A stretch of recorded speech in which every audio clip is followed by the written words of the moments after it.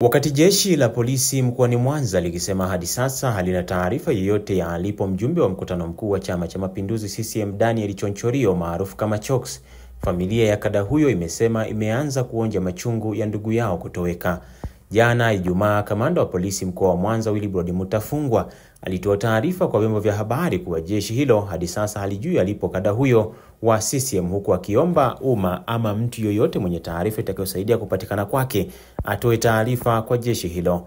Akizungumza na waandishi wa habari leo Jumamosi Machi 29, msemaji wa familia ya Chonchorio Rusi Mdimi amesema maisha ya familia ya kada huyo yameanza kutetereka kutokana na mpendo wao kutoweka. Ninamshukuru Mungu pia kwa ajili ya kanisa lake ambalo au dini mbalimbali ambao wamekuwa wakishirikiana nasi katika muda huu sasa wa takriban siku 7.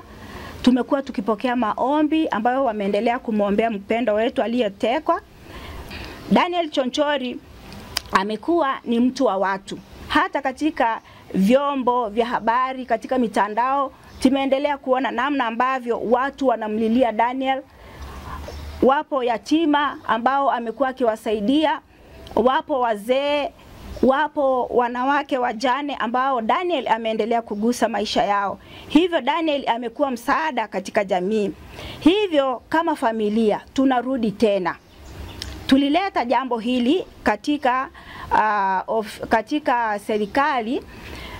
Tunaomba mama Dr. Samia Hassan Suluhu, tunaomba mama yetu, wewe ni mama mzazi, uweze kushikilia hili jambo na kuendelea kufuatilia vyombo vya serikali ili ndugu yetu aweze kupatikana.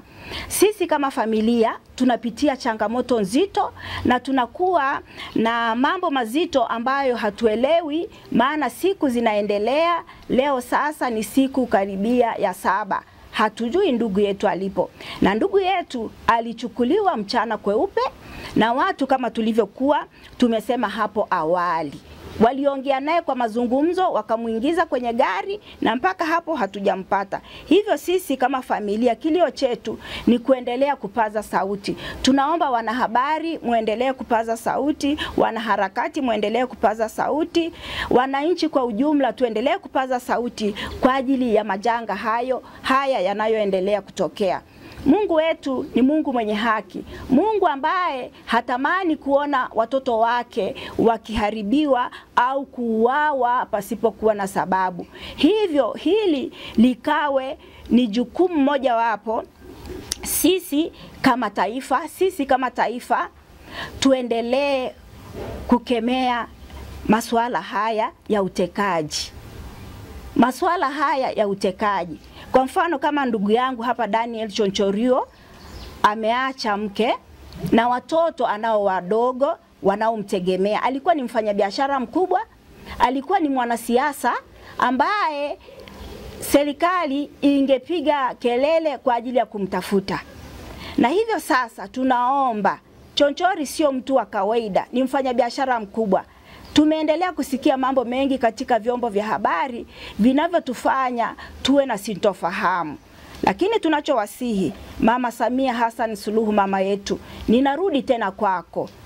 Ndugu yetu Daniel Chonchorio ni wa muhimu sana katika familia. Ni nguzo ya familia. Tunaomba ndugu yetu arudi ili aje kuihudumia familia yake. Ana watoto wanaosoma. Ana biashara yake aliyokuwa anaifanya. Kwa sababu Mungu wetu ni Mungu anayetawala. Ni Mungu anayeona. Na hata hao watekaji wajue kwamba Mungu anawaona. Wajihoji, wajiulize, wamrudishe ndugu yetu aje kuihudumia familia yake. Sisi kama sisi ndugu. Unajua katika familia anaweza kawepo nguzo ya familia. Daniel Chonchorio ni nguzo ya familia. Tumekuwa tukimtegemea. Tunaomba mama yetu tusaidie. Tumerudi tena kwenu mara nyingine ili muendelee kuongeza kasi ndugu yetu apatikane. Ndugu yetu apatikane na Mungu wetu akaendelee kulibariki taifa letu la Tanzania. Watanzania tunapenda amani. Watanzania hatutamani kuona nchi yetu kiingia katika machafuko. Watu hawa wanaokuja kuteka watu mchana kweupe ni watu wanaojiamini. Inawezekana wanajua kwamba wao wana nafasi fulani. Warudi na wamrudie Mungu. Niwakumbushe kwamba dunia hii tunapita na mambo yake yanapita, lakini wajitahidi kumtafuta Mungu wa mbinguni. Maisha yetu sasa hivi kama tunavyojua, baba wa familia akiondoka, hatujui tutakulaje, hatujui watoto watasomaje. Kumbuka watoto wake wengine wako nje wanasoma.